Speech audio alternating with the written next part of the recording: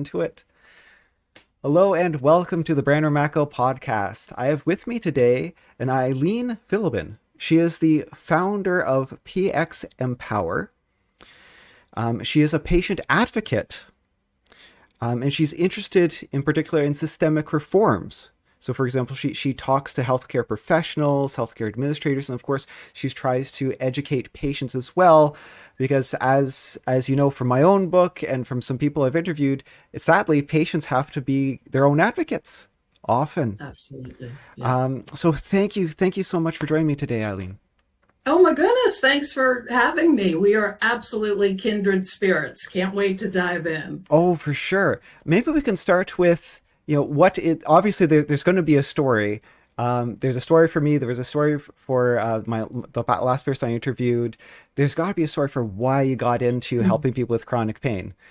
So yeah. So what could it be? So I've had a really rocky healthcare journey, and which really started in 2008. I had some bumps along the way before then, and one of my main messages to patients is be sure to listen to your body because it's always talking to you, right? Yes. I'm sure you can validate that. But in 2008, after ignoring the whispers from my body for way too long, I was diagnosed with breast cancer for the second time. I was 42 years old, had a 4-year-old at home and an 18-month at home. And what unfolded over the next 14 years was just hell on earth, to be quite frank. So over a 10-year period, I had 10 major surgeries, including a double mastectomy that went completely off the rails. And to the chronic pain point, I had 4 failed back surgeries, including a double fusion. I was opioid dependent for many, many years. And then in 2021, I had a migraine that mimicked a stroke and paralyzed the left side of my body.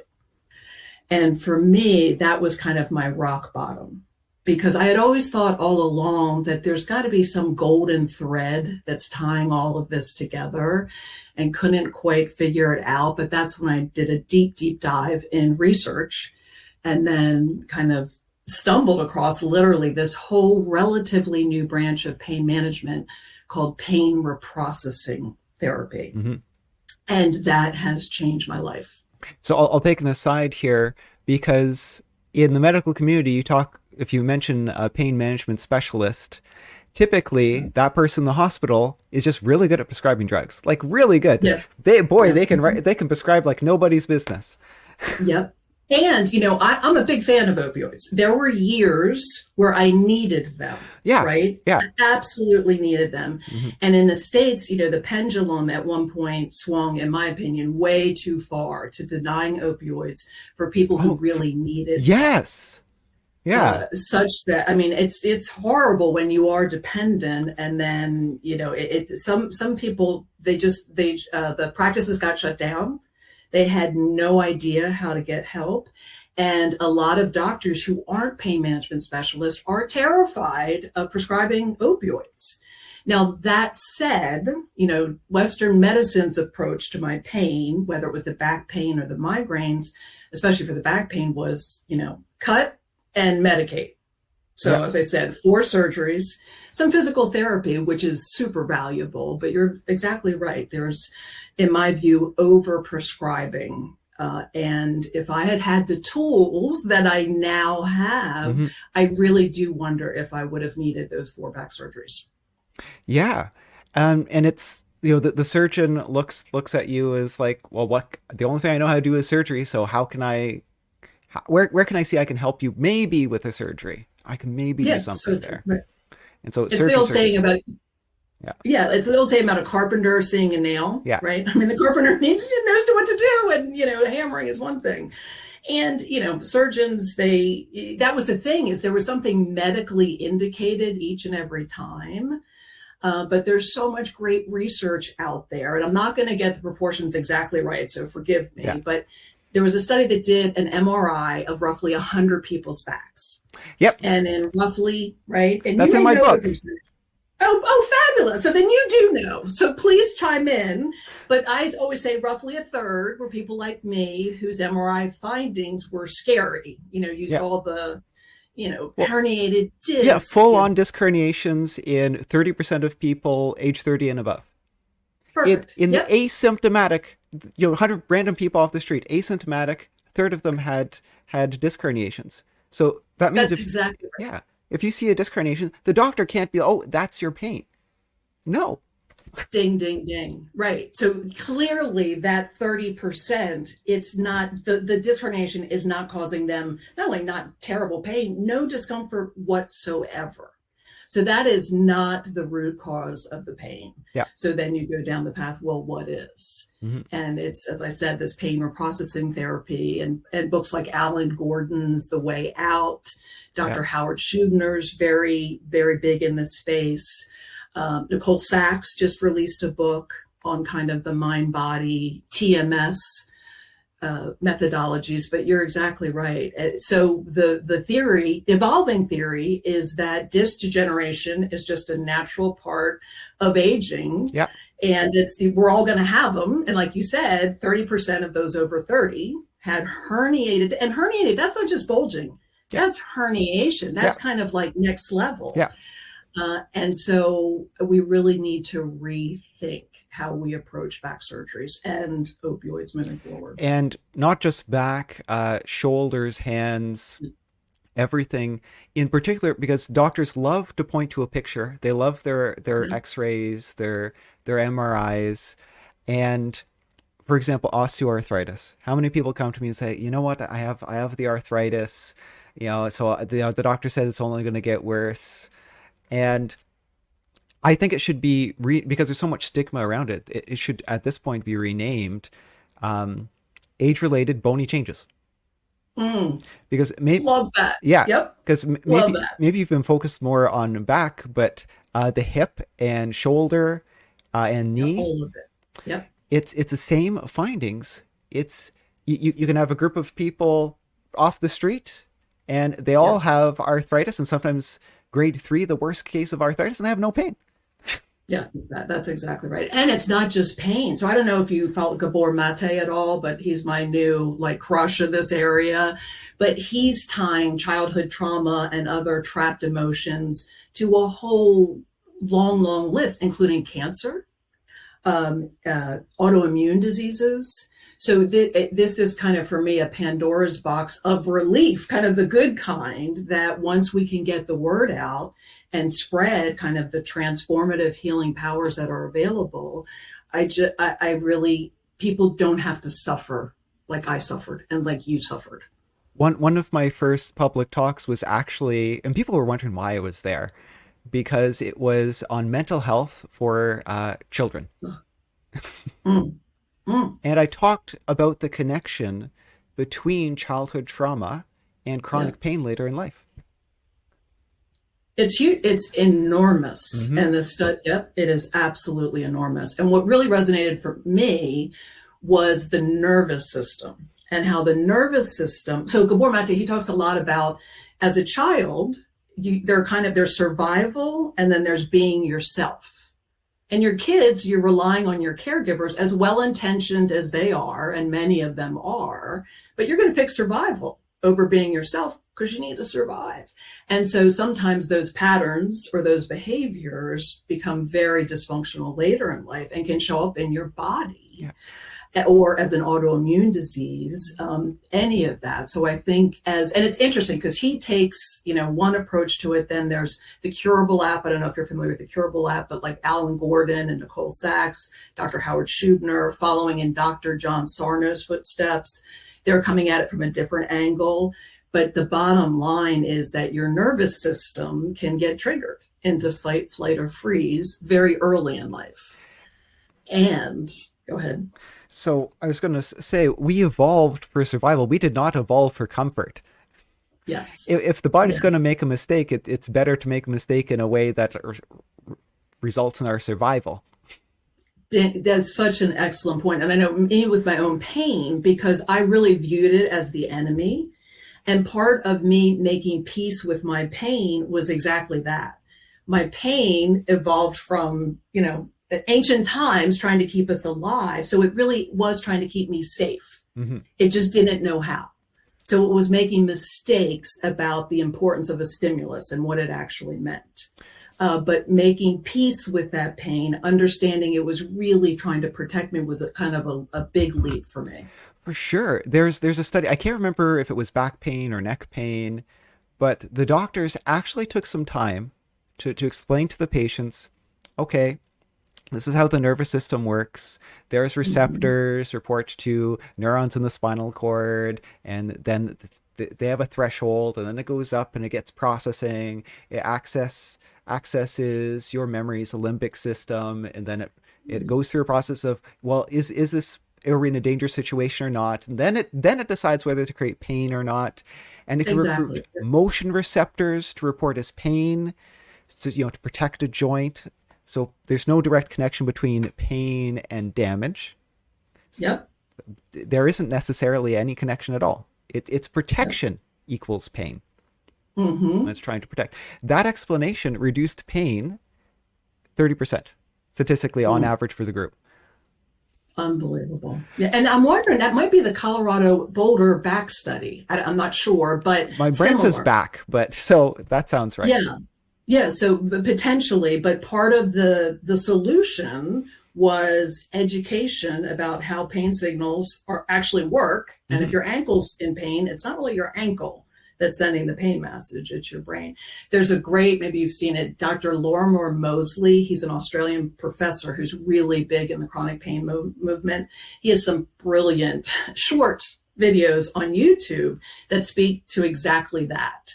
So, and I'm not going to spoil it because it's really good, but, a stimulus comes in, and just like you said, it goes up your spinal cord to your brain, and it's like, what is this? What's happening?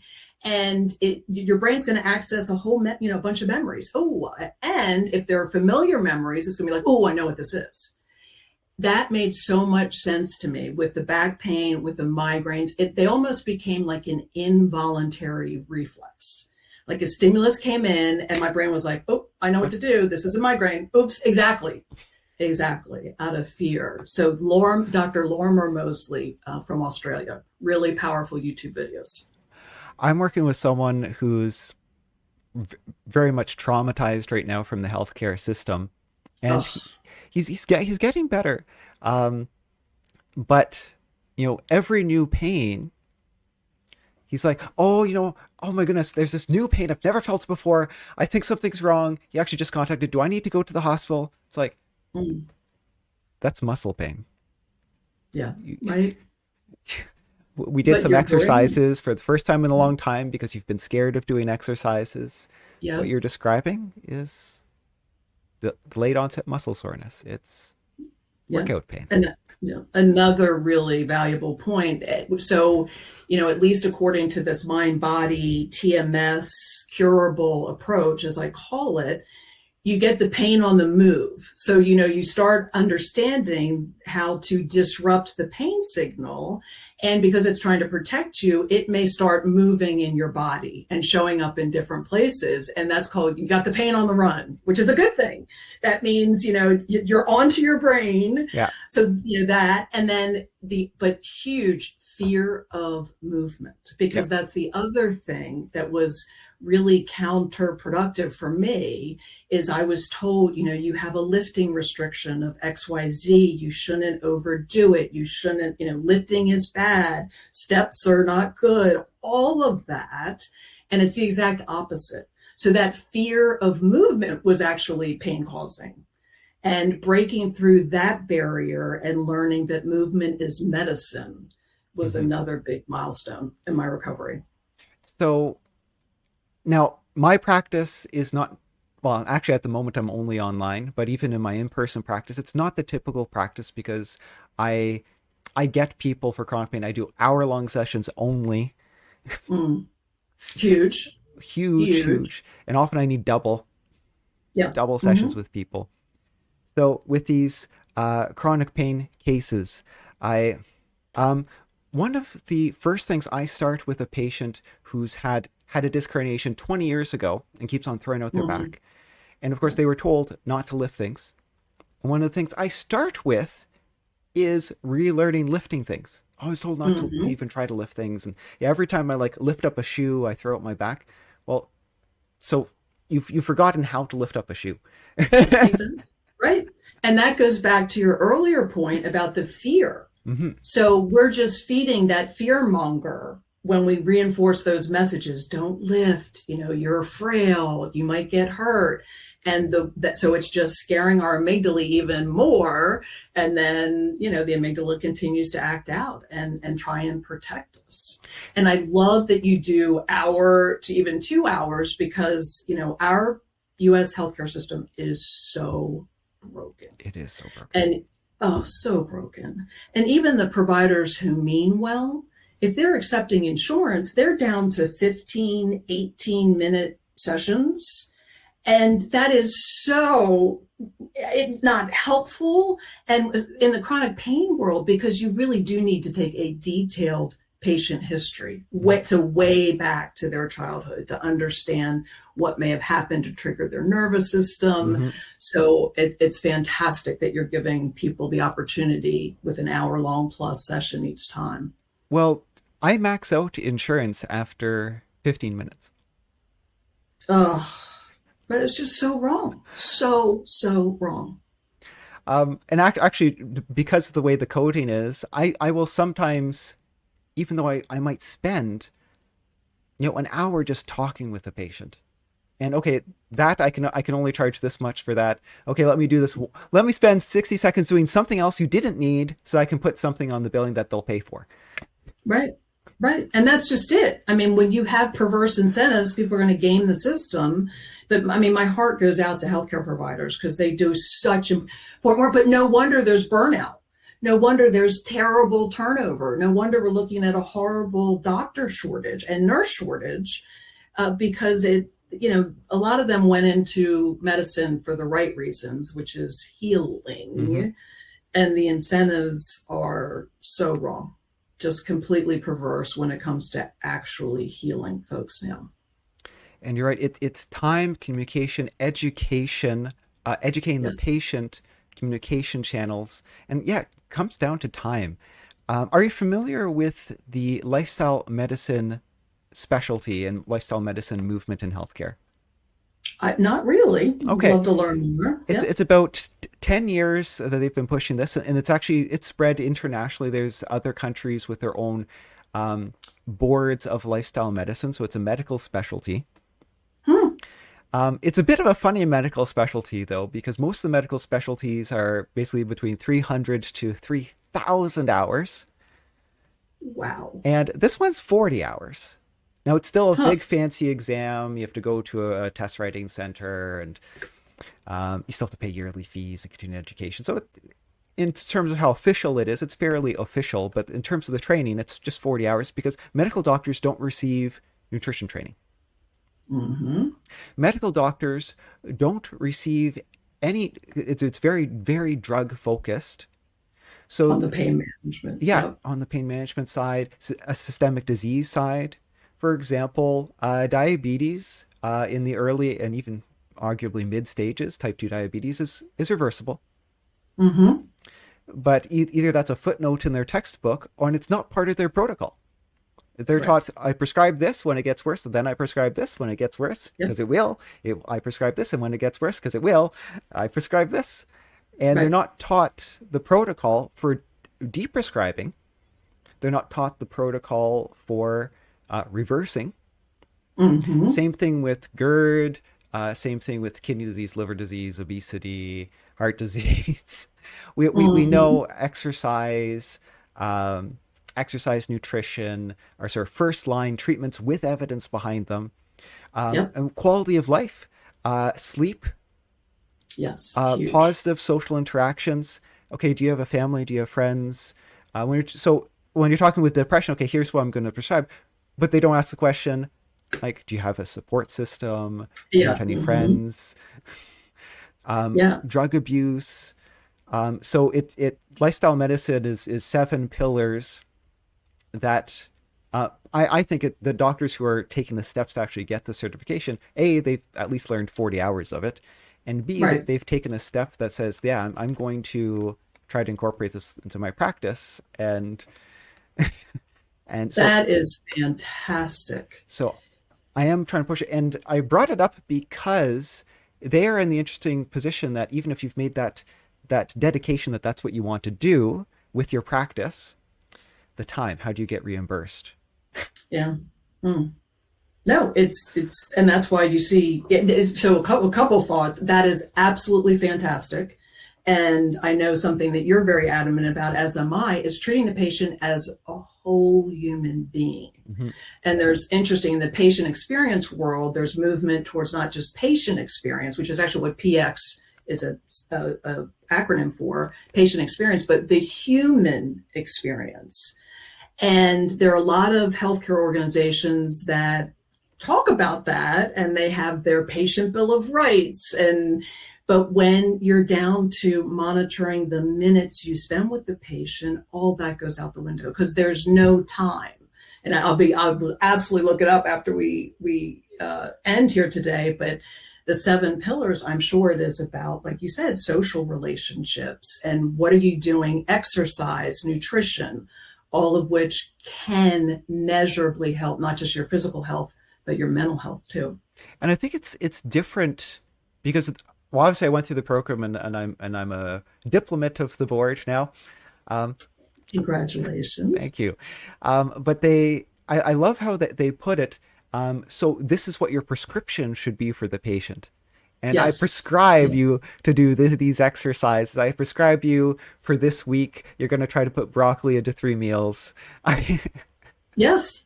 It's so important. My husband actually has high cholesterol, which is genetic because he's very vigilant about his diet. So he's been on a statin for many years. He fairly recently went to a largely plant-based diet. Now it's flexible, so he'll have a meat or chicken Mhm. occasionally, but it's largely plant-based. Still on the same prescription of statin, his cholesterol went down 50 points. Mhm. And he went in to see the doctor, and the doctor was like, what happened? What did you do? The prescription's the same. And he's like, diet. And she was in shock and awe. She said, I have never seen diet do that, have that large of an impact. So I think we're just beginning to scratch the surface of how important nutrition is. And actually, two comments. I totally agree. And actually, the board has a statement. It's a plant-based diet. Doesn't have to be vegetarian, but just the more plants, the better is what the research says. Mm-hmm. And actually, I just had an interview maybe 2 or 3 visits ago with a doctor of pharmacology.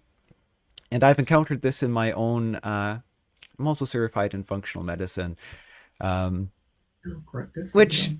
the field I'm iffy of. I'm always cautious when I say Mm, that because I think the field attracts people who are just chasing shadows.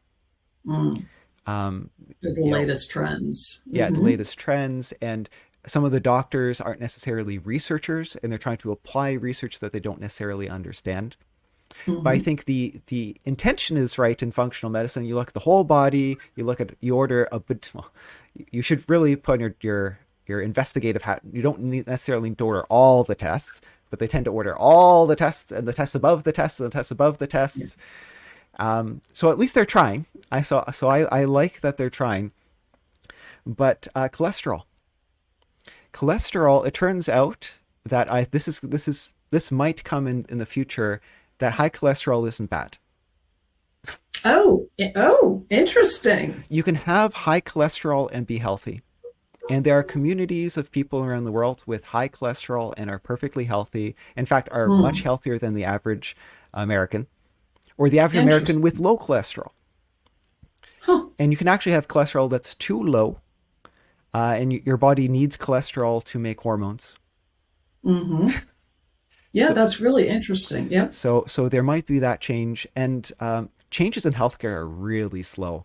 Vitamin Oh, D, for the longest time, 400 was enough, and now everyone's like, that's not even close to enough. right. Not even. Yep. Mm-hmm. Iodine, I think iodine is going to be upped eventually. Now, most people get enough iodine sort of naturally because it's normally added to salt. But there are some communities that are fairly deficient in iodine, um, and it's resulting in cognitive difficulties for children. It actually lowers Mm. IQ if you don't get enough Yikes. while pregnant. Mm. And so there's deficient effects, and they're finding that the amounts that they're getting is what's recommended. Right. Yikes. Need to look at those recommendations. Yeah, so there are changes that need to happen. Healthcare is just so slow to change. So we already have the research about. I'd say it takes 20 to 30 years for research to make its way into healthcare. What do you That's think? interesting. And yeah, tying that to chronic to pain. Yeah. So it's, and again, the last statistic I read, but it was a couple years ago, that this newer method of chronic pain, which is tying it to your nervous Mm-hmm. system and how the pain signals, is only taught in about 5% of medical schools. And I think it should be a standard of care, right? I mean, that's why I'm on my soapbox, right? Trying to get the word out there. But it's a monolith. It moves at glacial pace. And for people who are suffering, that is so unfortunate because it doesn't have to be that way. And you mentioned this earlier, the amount of training doctors get on pain, actual treating pain. I read it was like half a day or something out of 4 years of medical school. I bet you it's less. Clearly, yeah, but interesting. And now there's a big movement to move medical school from 4 years to 3 years. So what does that look like? Which is only going to impede getting some of this new research out. So again, I was talking to a doctor of nursing who teaches nurses, and she was saying that coming out of school, there's so much in school now, it's like this fire hose, that they Right. seem even less capable of performing now than they Ouch. used to. I think, what did she say? The latest test. So obviously they study really hard for whatever specific things they have to do for their board exam, their practical exam. But you test Right. them like 6 months later, and the pass rate was like 10%. Ouch. Whoa. That's really low. And I feel like so for myself, right out of school, I went back into school because I still felt it wasn't enough. Mm. And my program was a specialist for musculoskeletal, neuromusculoskeletal medicine. So a specialist in diagnosis and management. Mm. So in school, we did, because healthcare is a second career for me or third career for me. Oh, I wow. went into it in my 30s to Good solve for you. to solve my own That's chronic pain. awesome. So Yeah. So many people have, yes. which is Hmm. why I hope people learn from this, learn from my book. I hopefully people don't have to spend 3 or 4 years and $200,000 to solve their own problems. I did solve my own problems, but besides the point. So in school, which actually is more recent than you would think, because I was in my 30s and I'm 40 now. In school, we spent, we it was in class. Maybe it was 30 minutes talking about pain, and about chronic pain syndrome, fibromyalgia, Mm. and but when I did the specialty program, it was 30 hours. Mm. Which is better, but still barely making a dent, right? I feel like there's a lot of information in 30 hours. I actually feel you couldn't do more than that. Like, Oh, interesting. not Because and it, have it still be useful information. mhm. So I feel like it was the right amount. Perfect. Excellent. You would know because you've seen it you've seen it, which is fantastic. You've seen it as a patient and lived it. And then now you have the medical degree and knowledge and expertise to help patients. So that's such a win-win. And when I mean 30 hours, it's 30 hours just on the nervous system part, not on the, for example, scar tissue part, not on the specific Um, rehab protocols that would help a neck problem versus low back problem versus hip problem versus shoulder problem. So just to be wow, clear. very cool, very cool. So I'm curious, out of that, what both as a patient, what were your 2 or 3 big ahas that ultimately led you to your recovery? So for me, for a lot of people, it's scar tissue. You have to break Mm. up scar tissue often, Hmm. and it can pull and pinch until it's broken up. And so then it's Yep. like a miracle treatment. For me, I didn't have scar tissue. That wasn't the issue. For me, it was a few sort of tests of control tests that suggested that I don't have, actually, in particular, I think it was an extreme weakness of just one muscle. Mm, And so I had chronic knee problems and chronic neck problems. And in both cases, there was just one muscle or one group of muscles that was extremely weak. interesting. Yeah. And so I had to convince myself that I had to um, train that muscle until it was better. And not Mm-hmm. just train that muscle, but train control. Mm. So I mentioned the person bending down to pick something up. Often they stutter. Yep. And if you look at the Yep. functional And MRIs, that part of the brain that controls the back has actually shrunk. So they have to interesting. Yep. actually relearn. We learn it. Yep. Do you know how many muscles in the neck are from here to here? Yes. I'm guessing a lot. I have no, I would say 100, just as an Yeah, that's over. ballpark around correct. Wow. And we have 7 times more nerve endings in the neck muscles per gram of muscle than the muscles controlling our fingertips. So the Wow. processing power to control our neck joints accurately and precisely is just insane. It's actually quite a large section of the brain. Our neck Hmm. is a rope on end. Hmm. Like it's if you think about it, it's just a flexible rope, and we have it standing up like this. Right. Right. So when I was, and so there's communication issues, there were control issues, and so for example, if I tried to do a diagonal, this is what my diagonal looked like. And if you can't see because you're Oh, listening, it was a stair step. right. Right. Right. Yep. Mm-hmm. And of course, sometimes my neck would be, oh, like the muscles would spasm. Don't do that. I'm not good at doing that motion. Yeah. Stop. Right. Stop movement. Yeah. And there's a sense of unease. Oh, you're going to hurt yourself. Like my, I, Yes. because my brain was like, I'm not good at that. But of course, I had to push my boundaries carefully, slowly. And it's Yes. frustrating because my brain, it was extremely fatiguing, these It is. It's exercises. exhausting. Yes. It's Um, exhausting because but it's, yeah, like, but when you get through it and a little bit every day, you can't master an instrument in a day. So it's a little bit of practice every day. I called it my toilet exercise. Every time I went to the toilet, I tried to do 60 seconds of neck exercises. yep, smart. And Yep. it went away, and the chronic tightness went away, the throwing out my neck went away. And similarly for my knee, it was just one of the quad muscles. And this Mm. is a comment, and I wonder if you can add to this because you did physiotherapy. Mm-hmm.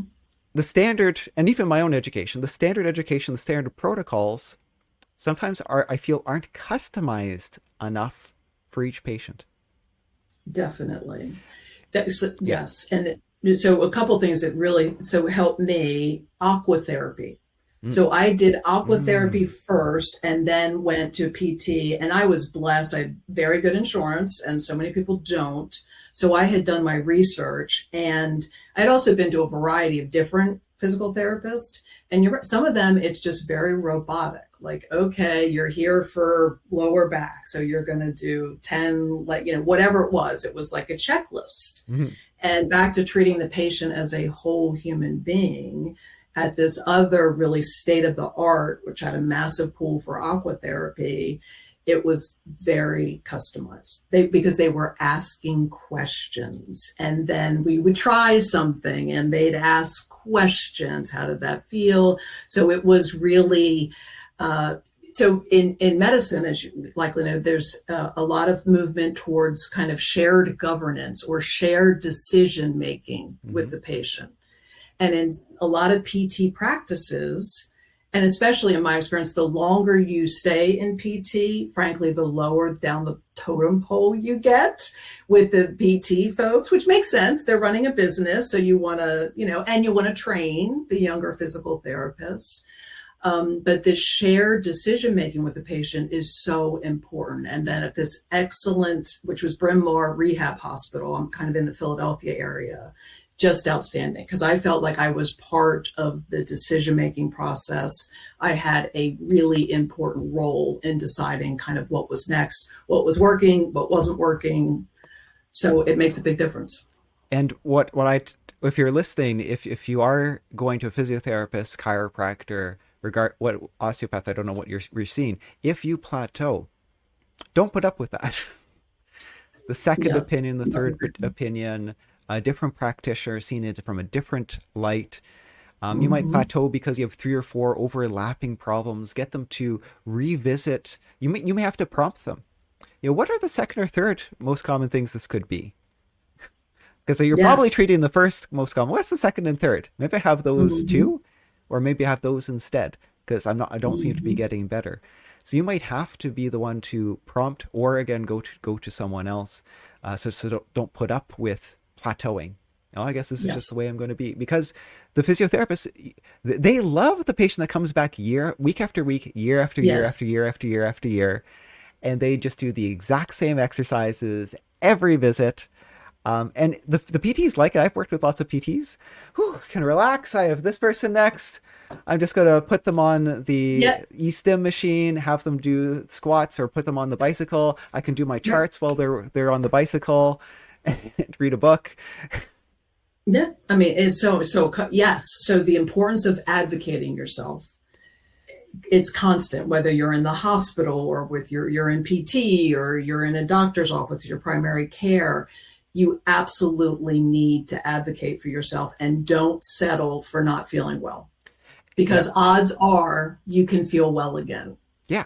And unfortunately, you do have to push. Yeah. And the second point is back to the financial incentives. They're all wrong, right? So yes, the insurance is going to keep paying the PT people for X number of visits each year. They love to see repeat customers. Hmm. They're not financially incentivized to heal their patients and have them graduate. So it's all the financial incentives are very perverse. But yes, find your voice. You need to be a powerful advocate for yourself, because frankly, no one else is going to be. Yeah. There's something called a PAR-Q, or at least in Oregon, procedure, alternatives, risks, and questions. Mm. And medically, you have to put in your SOAP notes before every procedure that, yes, PAR-Q was performed for this procedure. Oh, interesting. Really, it should be all states. Yeah, But even really. if people put in their SOAP notes, I'm not sure if people do it well enough. Sure. We already talked about the surgeon considers surgery. What's the alternative? Well, the alternative was we could do this other surgery, or you could wait a little bit and then we could do the surgery. Right. Surgery is always the answer. But I find, and I'm coming from more physical medicine and thinking of surgeries and things like that, but I find that something like that is also missing from medication. Mm-hmm. Yes. Another very good point.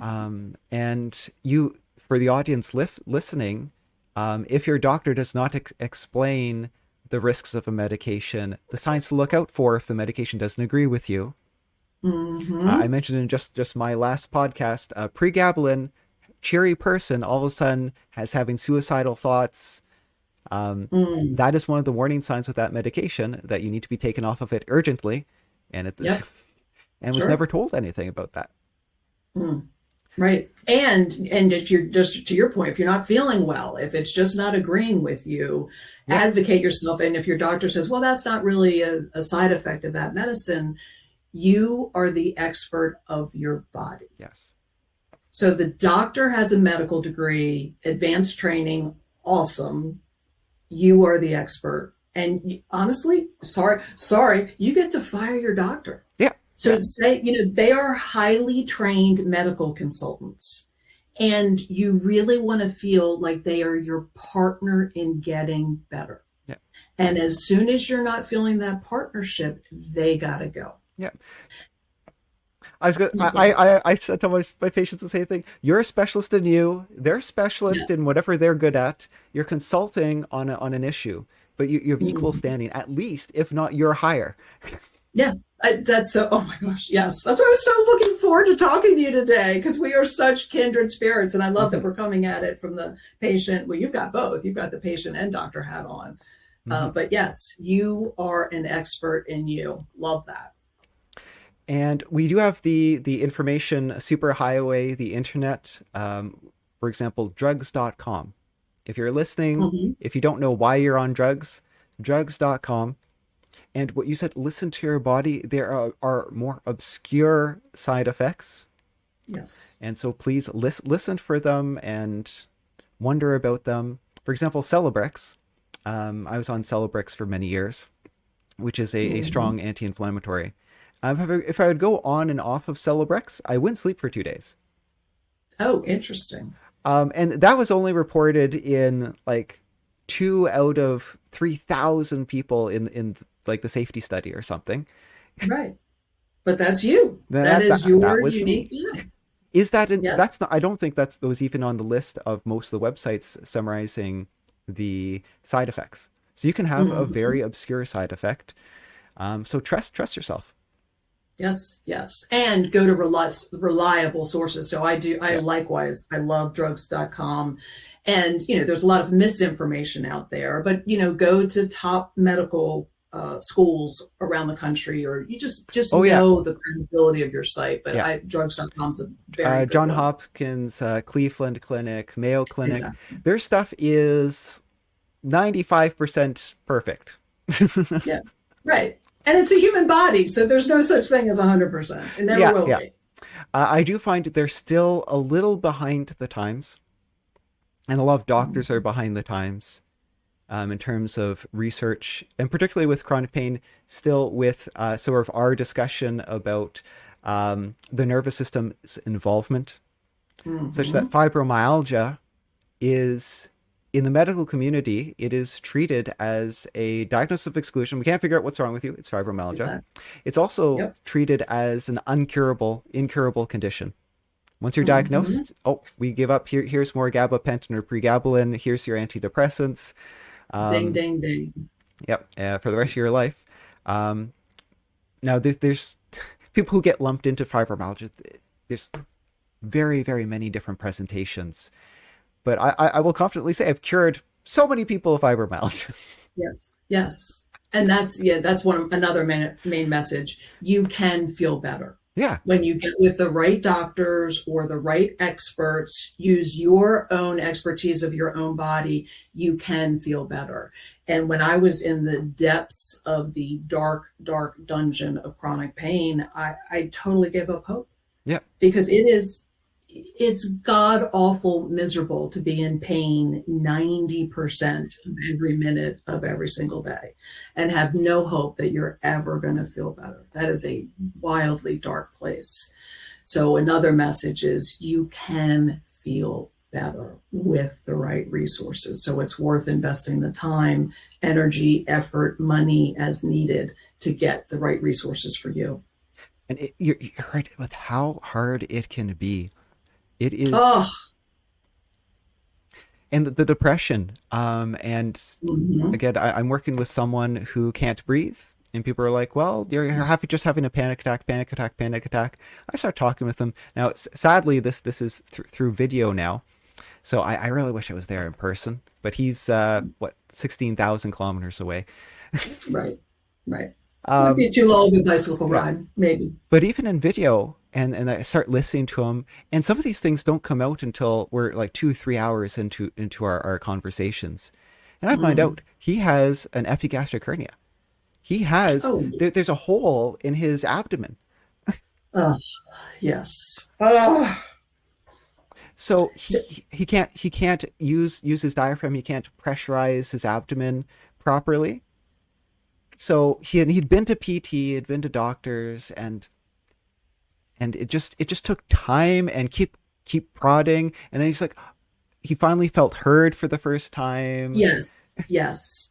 Was a couple things. So anybody who says it's just a panic attack has never had one, because I've had one, right? And they are horrible. You are gasping for air because for whatever reason. So anything that's just, and that's a good kind of mantra for doctors, please just eliminate the word just from your conversations with Yeah. patients, because it doesn't help. It's very dismissive. No matter how well meaning you are, it's wildly dismissive. Then the other thing is the specialist model. So at one point, I think I had a primary care and 7 specialists, none of whom spoke to each other.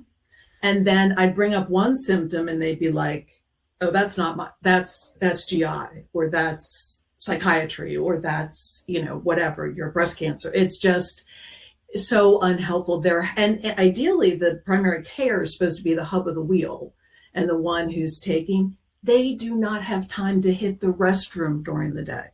Primary care doctors are so overloaded. Mm-hmm. And when you have complicated health histories like me, it's too much to ask that a primary care truly be that hub of the wheel. And in my view, specialists have got to start talking to each other, because the body is interrelated. So of course, that hernia was an important part of the diagnosis of his whole system.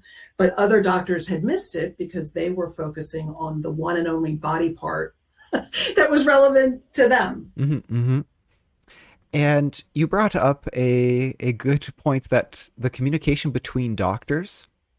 Mm.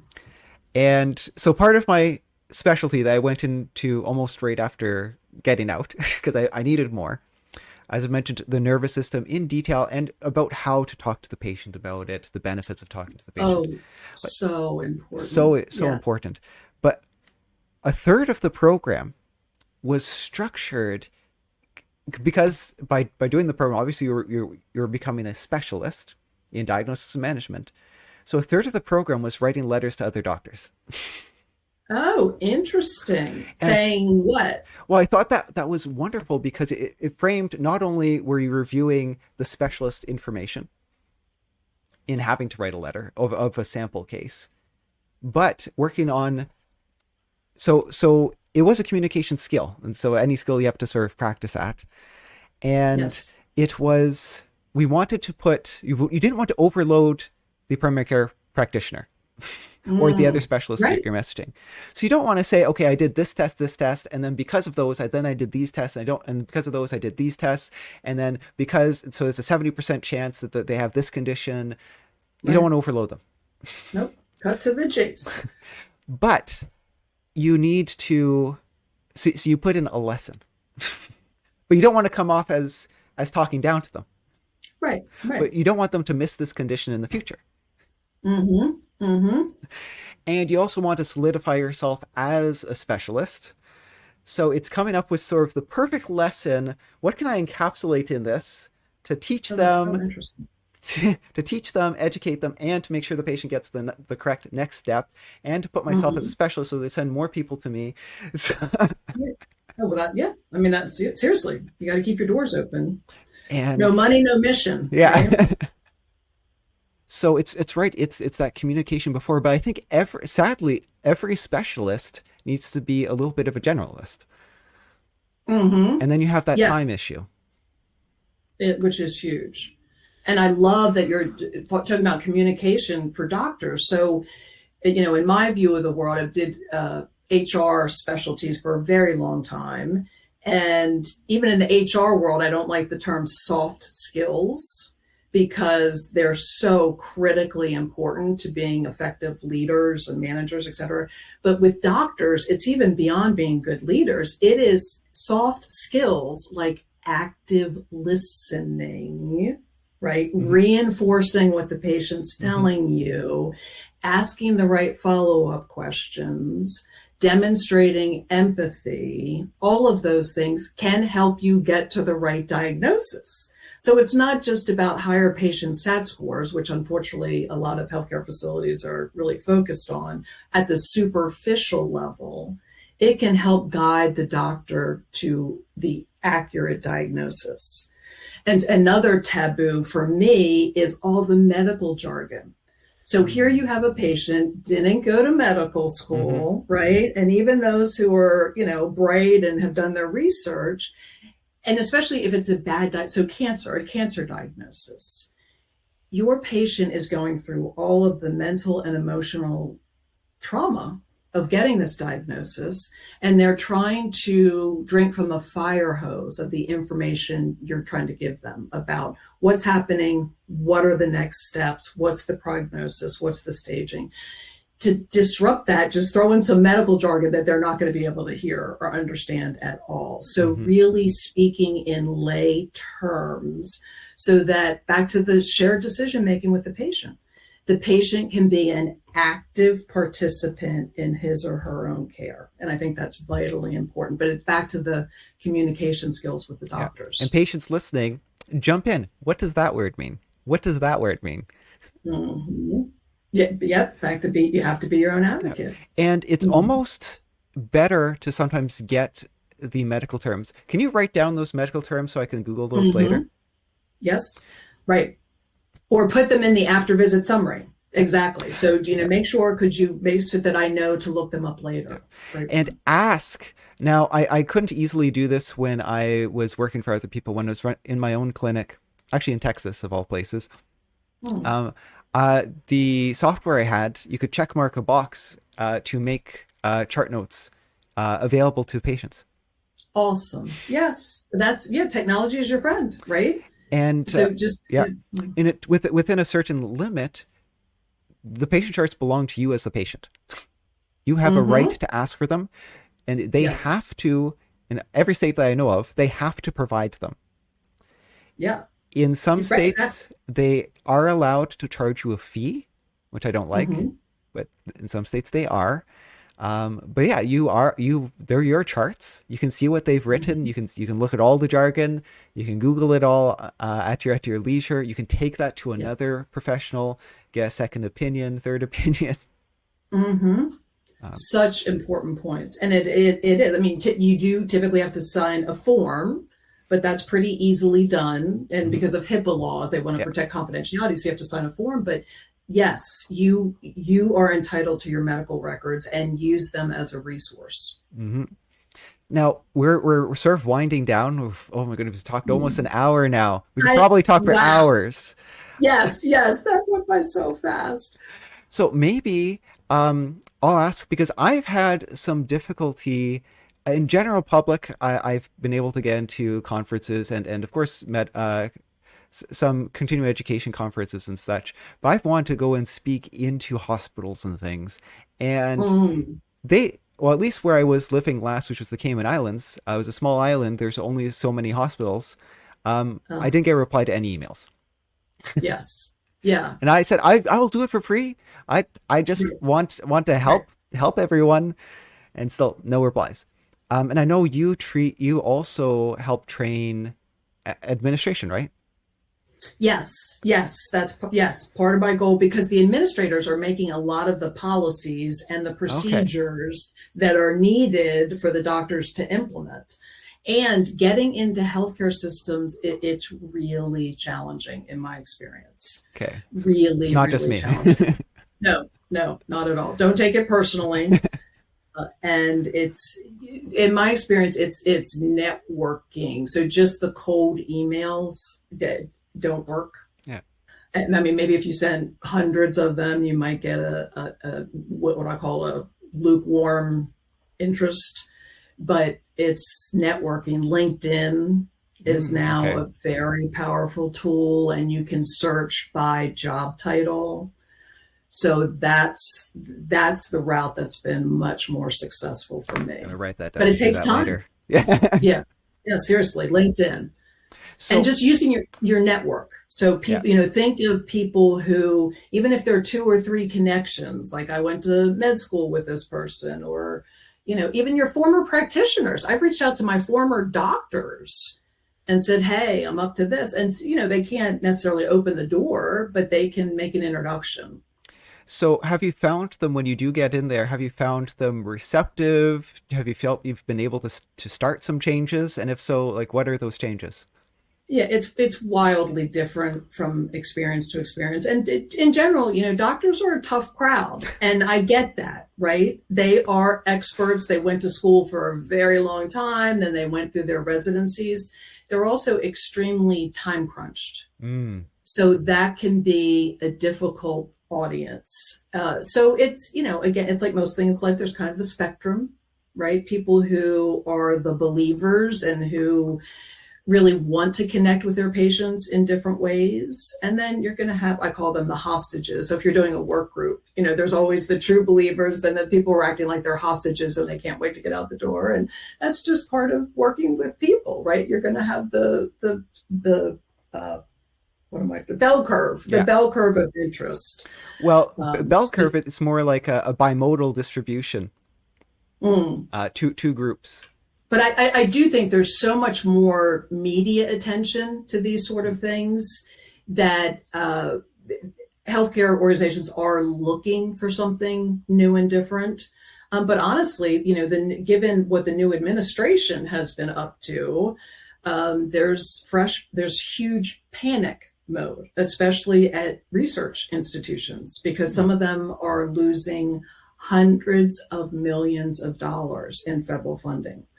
So things that we're talking about are going to go to the back burner because some of their hundreds of millions of dollars are being cut out of their budgets. So that's going to be tough. I wonder, I do wonder where Make America Healthy Again is, if that money is going to go somewhere else. Right. And yeah. Because I did listen to Kennedy's, a little bit of his run for presidency. Mm-hmm. And he did seem to be sort of on a similar page to you and I. In certain areas. Ways. I mean, he's really strong on nutrition. Yeah.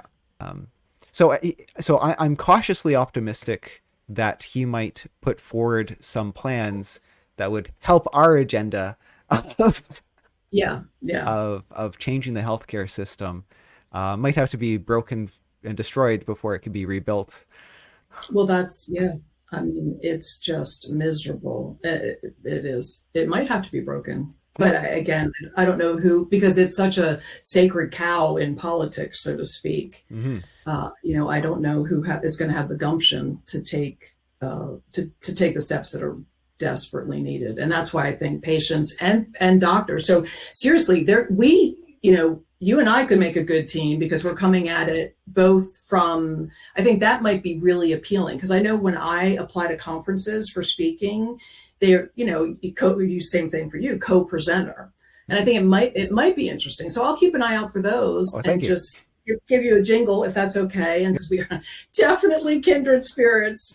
And as I said, I was in such a desperate position, thinking I was never going to get well again. And people there are other resources that, it took me a long time to find them. Well, and I don't want people to have to research as hard as I did. Yeah.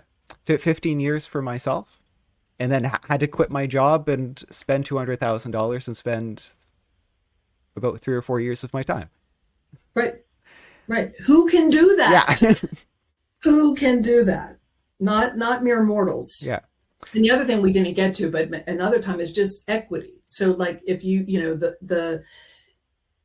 the horrible inequity between the rich and the poor in this country, and then frankly, whites and non-whites, the statistics are really, really scary, which is another thing that I haven't done much of yet, but I'm really interested in doing unconscious bias training.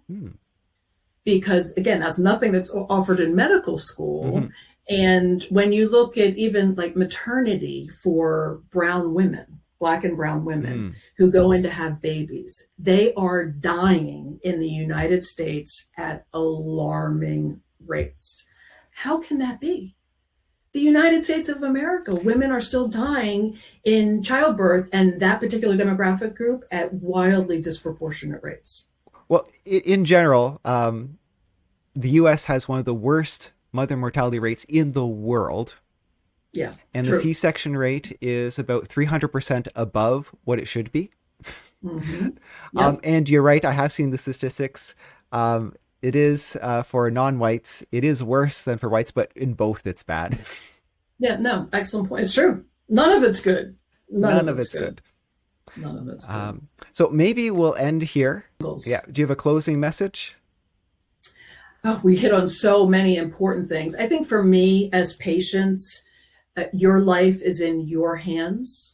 Mm-hmm. And it is incredibly important that you understand you are the expert in your own body, and you find a provider who's going to partner with you in your health. And as soon as you get any inkling that that's not the case, it's time to find a new provider. That was a perfect summary. So thank you. Cheers, Oh, so everybody. great. All right. Take care.